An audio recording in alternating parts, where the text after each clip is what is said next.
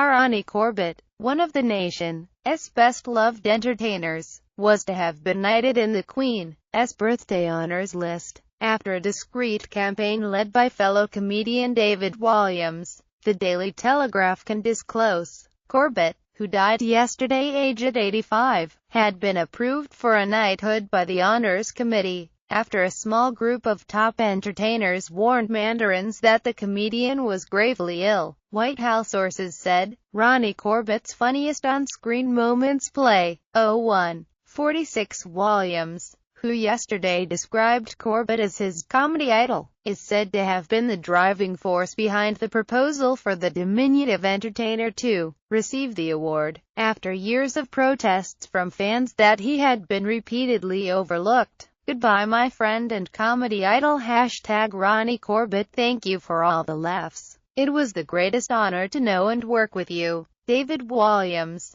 at David Walliams, March 31, 2016. Writing on Twitter yesterday, Walliams said, Goodbye my friend and comedy idol, thank you for all the laughs. It was the greatest honor to know and work with you. Corbett, who died in hospital, surrounded by his family, is said to have been unaware that he was to be knighted. He was given a CBE in 2012, and convention dictates that recipients must wait around 5 years before receiving a higher honor, although the protocol can be overridden, particularly if a person is gravely ill. It is understood that the Honors Committee concluded earlier this year that Corbett should receive a knighthood in June, in the Queen's birthday honors. Lord Fellows, the Downton Abbey creator, who sits on the Arts and Media Honors Committee, refused to discuss the workings of the panel, but he added, I think he should have been awarded a knighthood. Corbett covets treasured honor. Play. 30 SIR Bruce Forsyth, who had to wait until the age of 83 before receiving a knighthood, in 2011, complained last year that comedians had been routinely snubbed by the honors system. He said, I don't know why with comedy they seem to be left out. Ronnie deserves it because The Two Ronnies was one of the greatest shows we've ever had in this country. Corbett, who received an OB in 1978, always made light of the fact that he had not been knighted, despite becoming one of Britain's favorite comedians. Asked in 2011 about his chances of becoming a Sir, he said, I don't imagine I will get one. To be honest, there are others who are, perhaps, in line before me. His Two Ronnies co-star, Ronnie Barker, died in 2005 without adding to the OB he was awarded, also in 1978.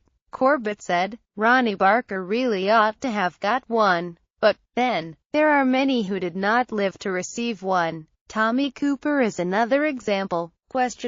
Ronnie Corbett, a life and career. In pictures see Corbett's wife, Anne Hart, with whom he had 2 daughters, told the Daily Mail that the comic had been suffering from motor neurone disease for a year, and had used a small ventilator to help his breathing. She told the newspaper that the family had nursed Corbett around the clock, adding, it became a 24-hour job, with Ron getting gradually weaker. He was not in pain, and up to the last 48 hours, he was fully conscious and aware of everything. Some days all he managed was a few pieces of melon, a glass of champagne, and a licorice all sort. His weight dropped drastically and he simply began to fade away. But I would like people to know about the machine that kept him alive. It is called ResMed, a ventilator which helps people to breathe. Without that we would have lost him much sooner. She said that she would read old letters that Corbett had sent to her in New Zealand, where she was starring in Annie Get Your Gun, adding, they made me weep.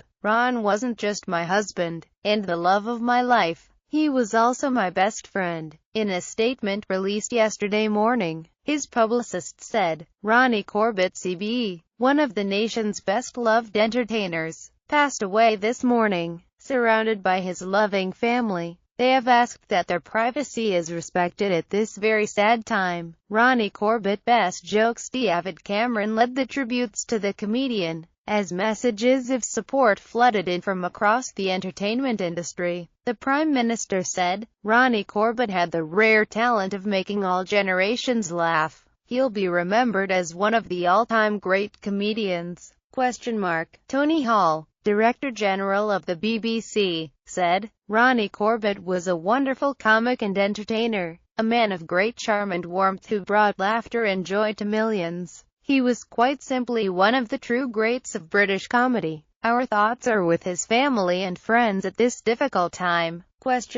Fellow comedians were also quick to pay tribute. John Cleese said, "He had the best timing I've ever watched. He was a great, kind mentor and a wonderfully witty companion." Rob Brydon, the Welsh comic, said, "So saddened that Ronnie Corbett has passed away. A truly great comedian, a great man and a great friend. He was one of the special ones."